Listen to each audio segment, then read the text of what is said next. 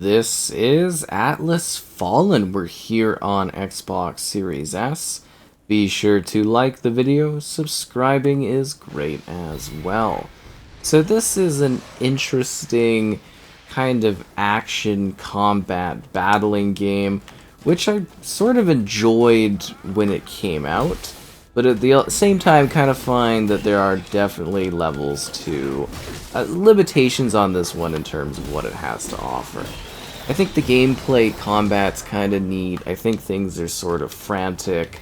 It's got some interesting abilities. It's not a terribly long game, which I think kind of works against it in terms of gameplay and interest from, some players. They definitely usually want a little bit more gameplay out of this one, but it's not terribly bad in terms of what it has to offer. And it's actually kind of a little bit unique, just in terms of, gameplay mechanics and the style of the world, and just kind of like what the concept is here going on. So what are we getting here? It's 1080p dynamic at 60 FPS here on the Series S. Now, there are some adjustment options. There's also like a photo mode, but you can turn on FSR too, which is really not a great level of FSR. Like, that will help you a little bit, because there are some, frame drops here or there, but it's really not too bad. But yeah, it's kind of interesting in the sense that, like, you have this now older version of FSR available, which is kind of interesting. As yeah, it's basically an image reconstruction technology if you're, not familiar with what this is having to offer to you. And it's just kind of like the image quality gets what we call like a bit of an FSR shimmer, where it doesn't quite look as good, but you do get more of a stable frame rate, which I guess you might enjoy if you are, into that kind of adjustment visually. So that's just an option that's present here to, kind of help you get a little bit more of a smooth frame rate, in case that was something that you weren't really getting when you were playing this. But I think it's sort of honestly a bit fine in terms of performance level and stuff like that. Like, I mean, on the Series S, it's honestly, like, pretty jaggedy around the edges, like, you can definitely tell, but it's still a pretty good looking, again, keep in mind, it's basically like a AA type of game, so it doesn't quite have the scope that some other games do. And actually, again, I kind of liked it for not being terribly long, but at the same time, I sort of felt like they could have taken story elements and stuff a little bit further. I also kind of like the story aspect of what they were going for in this one. I found the concept of the world and that kind of interesting. So this also has, I guess I should be mentioning that, HDR support. There's spatial sound support. And you can actually play this with another player in co-op, which is kind of neat, but not really something I spent time doing, as I was mostly just... Yeah, I was playing this like pre-launch, so I was basically just playing by myself to work through this.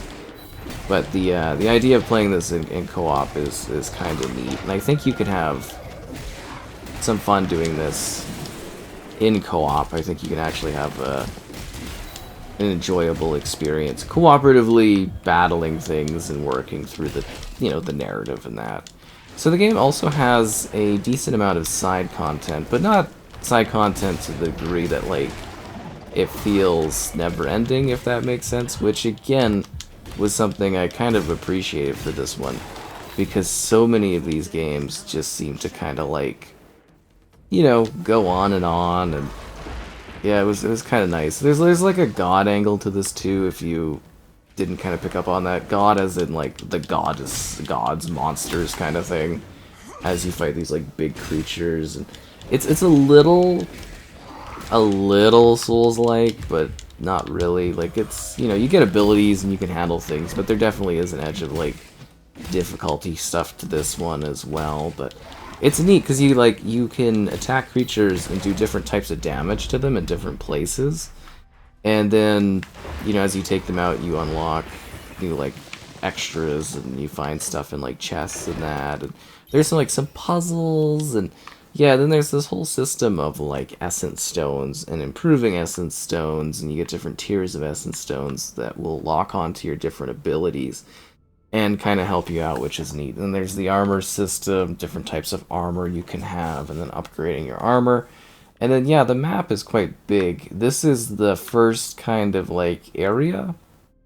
At least I think it's the first type of area. Yeah, then there's, an underground space, and then there's, this big other place you can go into. I think I was mostly here attempting to gather, I guess you would say, finishing off some things, showing off some things, and yeah, so there's actually a few different spaces you could visit, and there's some different factions you come across, and yeah, it's sort of like a sandy, decaying world that you've been thrust into, and there's a whole lot of story lore in that to this one, which is neat. And yeah, I don't know, I find it to be kind of intriguing. I think you could have a decent time with this one, just kind of keeping in mind, kind of the scope of it. Oh yeah, you got your talking bracelet thing too, and We should ask around. People may be able to help. yeah, that kind of one. Rise from the dust, unleash the storm, mastering the sands, hunting legendary creatures, finding supplies in the world, rising as a champion with distinct abilities, glide the sands of time. Yeah, it's interesting. As I said, it's got an edge of difficulty to it, and the scope of this isn't large, but it's kind of ambitious from these developers.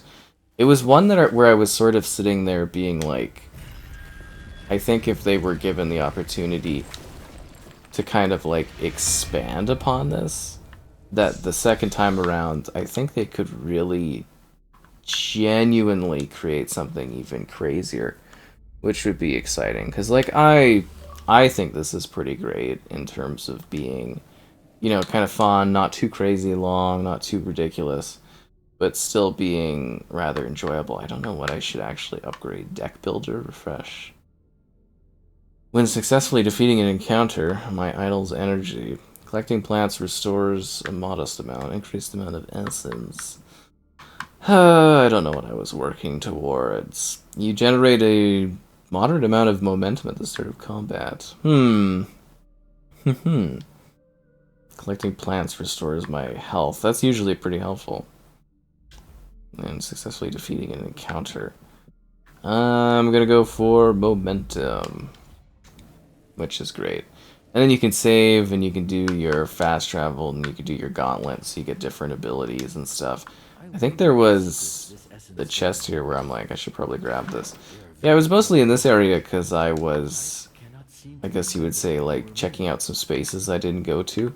Because as I mentioned, you're sort of open worlding and free to go and do different things and different activities. It's neat because, yeah, it's progressing, but not holding you back. Yeah, they do a lot of interesting things with this one in terms of gameplay. But as I had mentioned, I was kind of I think the concept here is pretty solid. I do believe that, again, it's a solid game, it's a decent game. It's not wildly amazing, or it's you get what I mean. It's pretty middling but okay, fine game. Where I think the biggest issue would be most people kind of wanting a little bit more content from it. But for me, it's you can go in, you can do the main story, it's not terribly long. But then you can also go and do some side activities if you feel like it. And it is rewarding for you to go and actually do these side activities. I accidentally spawned in the city, and I wanted to be outside the city. And I don't know how to escape this city because it's winding and filled with stuff. Yeah, they kind of locked the gates because things went bad, but yeah, it's kind of a neat World 2 in the sense of like the style of it. Like they really, to me, it feels overly ambitious for what they were able to actually achieve gameplay wise, but at the same time I really do think they should be applauded for, you know, kind of trying to make something somewhat new and original. And yeah, I definitely had some areas where they were a bit challenging than other spots, but I don't know, I think gameplay wise it's actually enjoyable enough that you can jump in here and kind of like ride the sand dunes and have a fun time. The traversal is what I really quite liked about this one. It's just kind of like skipping along and doing stuff. And there's a decent enough of a narrative. They move you around. Some of the quests were kind of creative. Yeah, this is definitely an interesting one to be sort of revisiting just in terms of setting and trying to like specifically remember the finite details of it. See, I think that's a problem too, is it's been a while since I played this one. And outside of the scope of how I felt about it, a lot of it was pretty forgettable, which isn't, I guess, ideal for talking about the game and going through it, but you get what I'm kind of trying to say is, like, I remember essence, elements of it, and I remember being like, this is kind of fun, and this is enjoyable, and something neat, but also being like, you know, it's something you've kind of played and you forget about and work through. You have fun doing it, and then it doesn't necessarily have the longest long-term context and connection to it, which is okay. Sometimes it's nice to jump in here and fight with your gauntlet thing, have a decent time, and then move on to your next adventure. So if you're looking for something that's got, you know, a decent amount of time to it... Oh, that is so annoying. Oh, I died. You know, some level of challenge to it. This is gonna be kind of up your alley and stuff like that. As I said, I had fun with it. I had a decent time. And, yeah, I don't want to come across as too negative. The loading was also, I think, a thing in this one, too. But also being like, it's not necessarily gonna be, like, game life-changing or something like that. I think a cool part of this as well is if you do have that, like, like, if you can play this with someone else, is actually kind of pretty cool. Being able to do that. As you explore the world. And, like, there is, like, a fair bit of puzzle solving in this, too. Yeah, there was a lot of moving objects around in order to elevate and get to new places and hit new spots. And there'd be, like, these time kind of, like... You'd basically be manipulating environmental time to some degree, depending on the situation in the area you were in. Which sounds, I guess, kind of cool or neat, but yeah, I remember some of that being a bit of a pain as you're like, yeah, practically trying to do that. I remember some really against the clock kind of situations where it's like, okay, we gotta, you know, get race to do this thing in this amount of time, and yeah, I don't know, it's kind of neat. Like, the combat flow to this one really is quite smooth and interesting, but you really gotta get, like, a good action flow going, if that makes sense. Like, I definitely say I'm out of practice in this game in terms of being super effective, but I'm still doing pretty good. I think that's just because I got, like, a bit of the movement down, but if you're really flowing and you're sort of, like, sliding around, using the sand, moving in the air, like, if you're really going good at this, you should technically not even really touch the ground, and you should be moving around, smacking things down without a care in the world. Like, you really can get some great stuff going on here. But yeah, do keep in mind that there's probably going to be some level of, you know, difficulty aspects coming into play. And it's not going to be super easy going for you. This is one of those kind of side areas where there was... It's a little bit of a challenging spot. Let's move to the... Well, I'm not saying any of these other areas are less challenging. This is like your end game area. Or like the latter part of the game. Like, again, the space we started this sort of video at is your basic location. It's just where you start out. It's a tutorial spot, and then you move forward, you go to some new areas. And then you move forward into another space, which is this one, and this is the big area where you spend most of your time in this, engaging with the city, meeting the different characters, understanding the magic elements, improving your gauntlet to be able to traverse and take on different challenges. That's mostly what this game is based around, is going and doing that kind of stuff. Raising lost objects, dashing through the air, like you just don't care. They'll return as strong as before? Oh no. I don't think you can ever kill enough of these wraith things to satisfy this game. Pretty sure they just keep coming back too.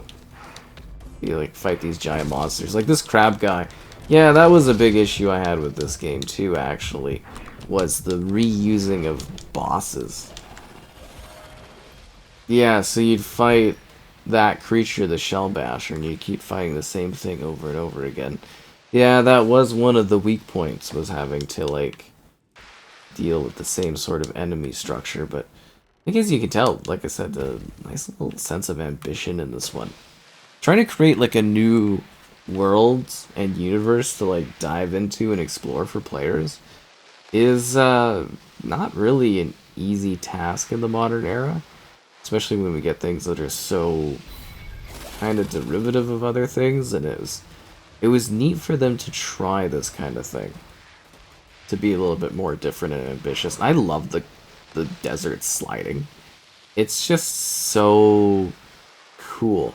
And that's the thing, is like I think if you took this concept and you kind of blew the budget up a bit more and you really pushed this gameplay wise, I think there's something really quite solid here.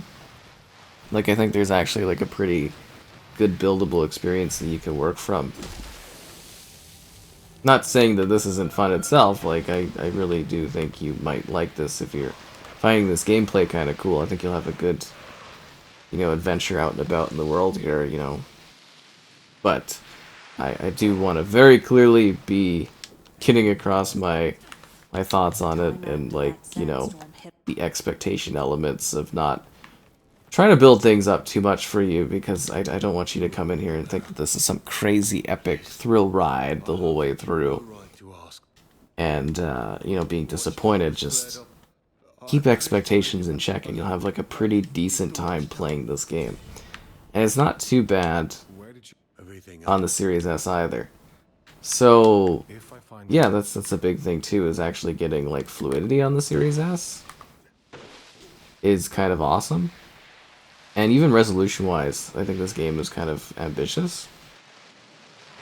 So, yeah, kind of looks nice on the Series S. It's one of those decent ones. Like, I don't expect, necessarily a whole lot out of the console in terms of stuff. And it is such a mixed bag what you get for games. But the bare minimum I ask for is a 1080p 60 FPS mode for Series S, and they absolutely delivered on that. It would have been cool to have a higher resolution mode, but I don't necessarily blame them for not doing that for the Series S. It's nice to have that on the Series X, because you can really see, just kind of how nice this area can look, but I definitely understand, like, budget limitations and development limitations. So, I would say I'm more than pleased with the offerings of this game. And I think that'll probably be big complaints from people too, is kind of just wanting more from it. Which I don't think is a bad thing to ask for. Yeah, kind of just being like, oh, I wish there was, more going on in this game, more things, and this was built out larger, but ambitious enough, interesting enough, cool as sand dune sliding. I don't know other games that do this sort of sand dune sliding around sort of thing, but it feels so cool to move through the world. And I hope this kind of showed this off on the Series S well. If you do need a more fresh, having played it off the cup and whatever, cusp of playing it or whatever, I would say that my Series X review of this is probably very, very helpful. But I think I still kind of gave you the gist of things, while not really spoiling things and letting you sort of get a feel and a look at the game on this platform and what it has to offer for you, because it's a pretty decent time.